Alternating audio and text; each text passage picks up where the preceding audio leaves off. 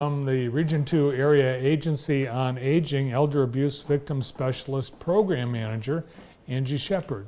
Hi, Angie. Hi, how are you? Good. How you doing? Pretty good. Yeah, welcome to the show. Glad to be back. We wanted to get together this month because March is National Social Work Month, and your agency depends heavily on social workers. We do. We actually have a total of 20 social workers with our agency, including myself. 20 amazing social workers, I can honestly say. So it's a big celebration for us at Region 2. Yeah, and today is actual National Social Worker Day, so we salute you and thank you for the work. Well, thank you. And you know, kids when they choose to go into social work or choose to go into to get an education for that, everyone always thinks, "Oh my gosh, you know, why would you do that? You're not gonna have the income potential. You're gonna be, you know, limited." But it is. You do sacrifice in order to do this work. You do a little bit. I will say that I think as far as income is concerned, it's getting better, and we try to advocate in our profession for that because we have to have a minimum of a 4-year degree to practice social work in the state of Michigan. Mm-hmm. Many social workers have master's degrees, and you do sacrifice, but I will say that the rewards make it worth the while. Seeing the resiliency of human beings and how they can turn their lives around with a little bit of help is really great to see. Yeah, it sounds like it can be very rewarding. Absolutely. And you're right. It is. It's a profession. People have to get training. They, as you said, 4-year degree. Can you define what falls into social work? Social work is defined as a profession where you advocate and assist vulnerable populations with moving through challenges and barriers to meet goals, basically. So you find social workers in so many different places. We work in schools, we work in hospitals and nursing homes, and in private practice and community organizations, the legal system, adoption, foster care. We do all sorts of different things. And really the goal is always really just to help somebody get from point A to point B and break through those challenges and barriers of whatever it is that's stopping them from getting there. All social work, it's helping people. Basically, yep. It's and the profession does require. I mean, you have to know a lot about systems and the economy and human behavior, psychology. Lots of science involved in studying social work. So you have to have knowledge, but then experience helps as well. And the whole last 2 years, when we were hearing about issues the police were having to deal with. Some communities are saying, you know, we really should have people with, you know, social work skills and training and accreditation helping our police because that's missing in a lot of areas. I agree with that. I think that police officers, we need them to do their jobs and keep us safe, but they don't always have the time to get in-depth training on behavioral health or mental health and that sort of thing. And I really think that that's where social workers could really come, you know, could help the situation. And there's a lot of credentials, accreditations, licenses, tests. I mean, you have to go in certain areas. You have to go through a lot in order to be a social worker. You do, yes. In the state of Michigan, in order to be a licensed social worker, you have to have a degree from a accredited university. Mm-hmm. You then have 2 years of supervision underneath a master's level social worker who is fully licensed, and you also have to pass a licensure exam. So it's a lot of work and experience and time that you put into to getting that certification. The challenges, I think, in every profession, shortages of staff. How about in social work? I would say I can't really say for sure if there's a shortage of social workers, but we see the effects of shortages in other, like right now with Region 2, there's a caregiver shortage. And that's a huge thing. You know, we need caregivers to go into homes to take care of older adults who can't necessarily do things for themselves.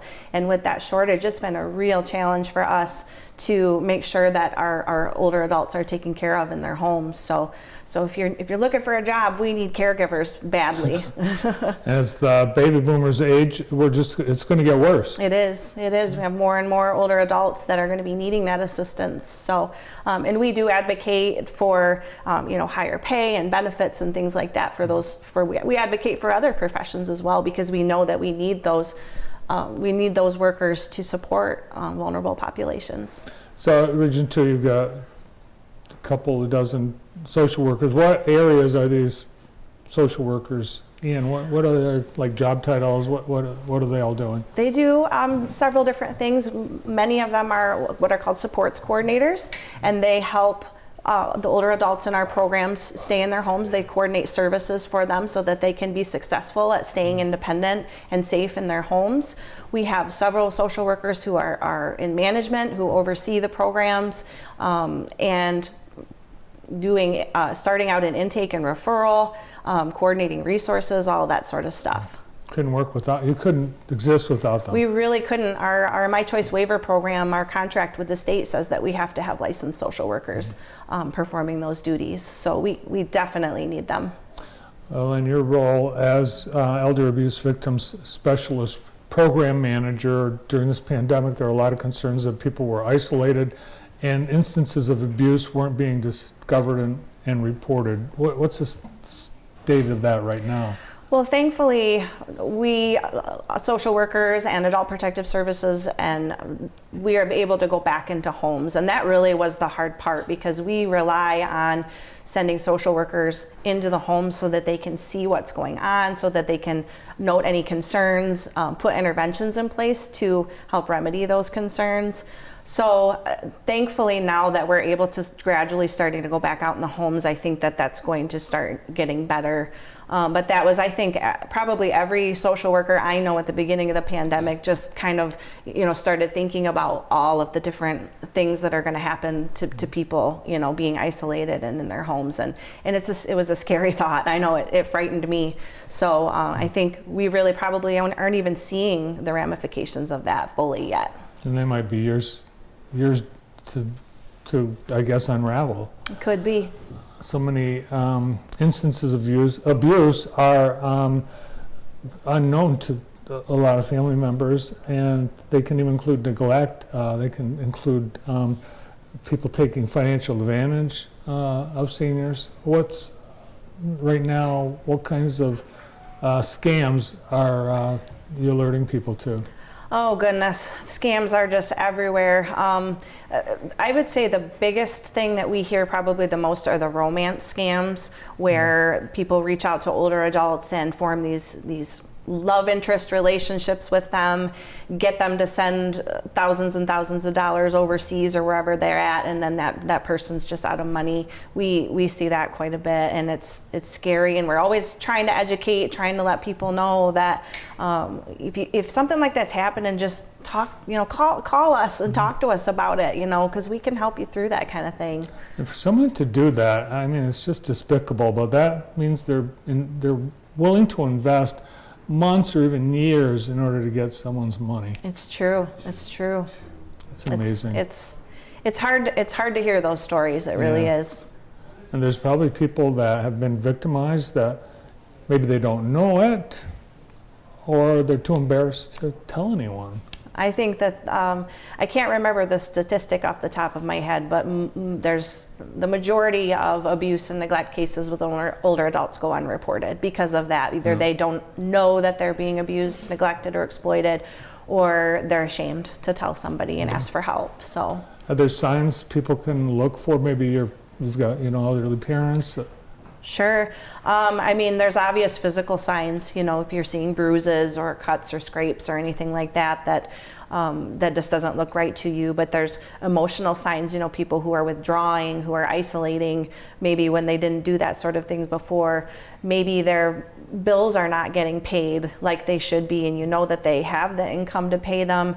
That could be a sign that somebody's taking advantage of them financially. So lots of different things to look for. But I always say just having relationships with the older adults in your life is one of the most important things, because that helps you familiarize yourself with them and their routines, and will help you identify differences. Yeah, especially your neighbors. You've got neighbors that are older. It's up to us to keep an eye on them. Sure is. Yep. Now, I know your hands are full, but you're always open to welcoming new clients and helping seniors in Region 2. If someone's interested in your services, how do they get a hold of you? All you have to do is call our office at 517-592-1974. We have an amazing intake and referral team that will get you, talk to you and point you in the right direction. Nice. And your office is in downtown Brooklyn. We're in downtown Brooklyn, but we service Jackson and also Hillsdale and Lenawee counties. So anybody who lives in those service areas, call us. We'll see what we can do for you. Nice. Well, thanks for being a social worker. Well, thank you. I'm happy to be one. And thanks to all social workers on this National Social Workers Day during National Social Work Month. Angie, good to see you. Good to see you. Thank you. Angie Shepard is the program manager for elder abuse victims at Region 2 Area Agency on Aging.